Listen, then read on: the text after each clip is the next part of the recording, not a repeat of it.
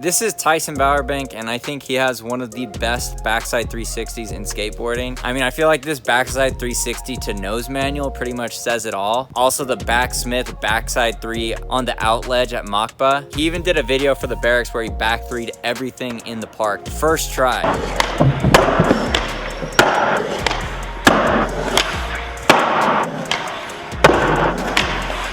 So I actually DM'd Tyson Bowerbank, told him I was making this video and asked him if he had any tips that he could share. And surprisingly, Tyson really took his time and answered all the questions that I have and gave us some really good secrets to learning this trick. So today I'm gonna share with you Tyson Bowerbank's secrets to backside 360s. So first, I just wanna say thank you to Tyson Bowerbank for taking the time. I'm gonna leave his pro board for Almost Skateboards in the description. Go show him some love. And again, Tyson, thank you very much. I think backside 360s are one of the most graceful and elegant tricks in skateboarding. Without bindings, without anything attaching the skateboard to the skater's feet, you're able to somehow spin all the way around midair and land again. So I've always loved this trick, and for a long time I've been wanting to learn backside 360s over the hip at the skate park. But what's scary is because you're turning all the way around, by the time you're forward again, it's almost hard to know where you're at. I'm just gonna slip out and fall on my back. And because of that, when I try this trick on the hip, I just end up kicking the board out. But like I said, I really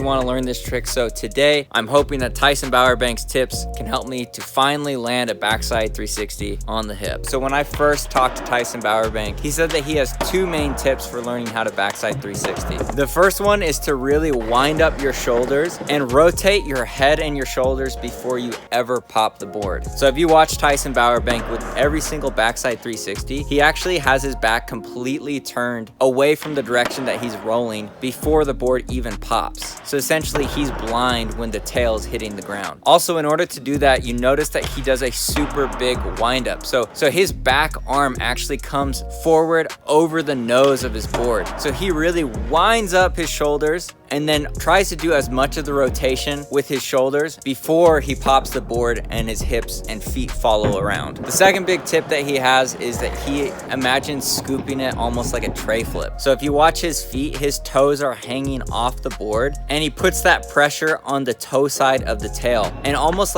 curls his toes, and that gives him the leverage to control the tail of the board and pull it all the way around the full backside 360. So after trying these two tips for myself, the first problem that I ran into is I felt like I was losing my orientation in the air, and I wasn't able to land the trick because I felt like I was just spinning out of control. So when I told this to Tyson Bowerbank, what he recommended was to try and spot my landing by looking under my back arm. So you'll notice that Tyson Bowerbank really throws his back arm around and up, and then his head looks underneath his back arm. So that way, as soon as possible, he gets his eyes fixed on where he's landing. That way he's not just spinning, getting dizzy in the air. He gives his brain and his body a goal of what to spin towards to orient his body so that he's ready to come down, land the trick, and roll away. I also noticed that I was really getting stuck partway through the rotation, and I noticed that when I tried to swing my shoulders really fast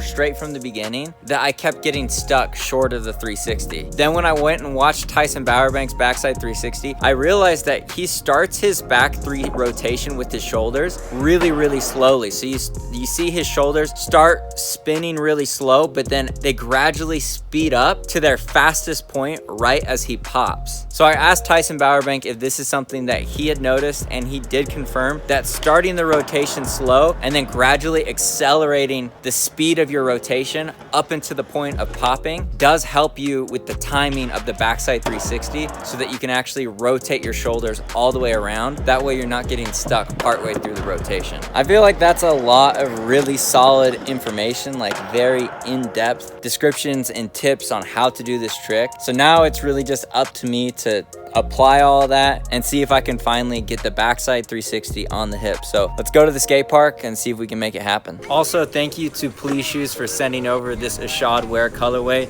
We're gonna be doing a giveaway on my Instagram, so go follow me at the local Joe if you want to win a free pair of shoes.